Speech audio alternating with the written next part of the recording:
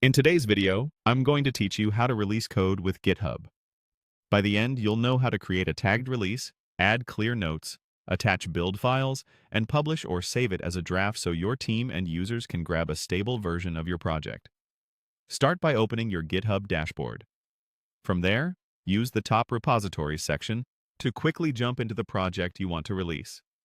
Once you're on the repository homepage, head to the Releases area. If you see a prompt to create a new release, click it. Some layouts show this button again on the Releases page. Go ahead and click it there too to open the release form. At the top of the form, open the tag menu. If a suitable version tag already exists, select it. If not, choose Create New Tag.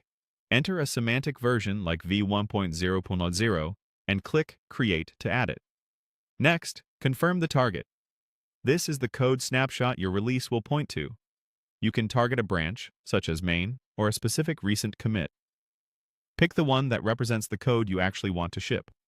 Now add a release title and write clear release notes. Use the Write tab to compose, and the Preview tab to double-check formatting and links. Markdown is supported, so you can add headings, lists, and code blocks to make changes easy to scan. If your project uses conventional commits or pull requests, you can also use GitHub's Generate Notes option as a starting point, then refine the text to highlight breaking changes, new features, and bug fixes. If you've built artifacts, like installers, archives, or compiled binaries, attach them under the Assets section by dragging and dropping or selecting files. Keep file names descriptive so users know exactly what to download for their platform.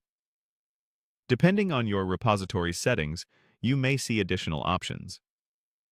For example, you can toggle whether this is a pre-release for testing or mark it as the latest stable release. In some setups with community features enabled, you might also see a category field for sharing or discussing the announcement.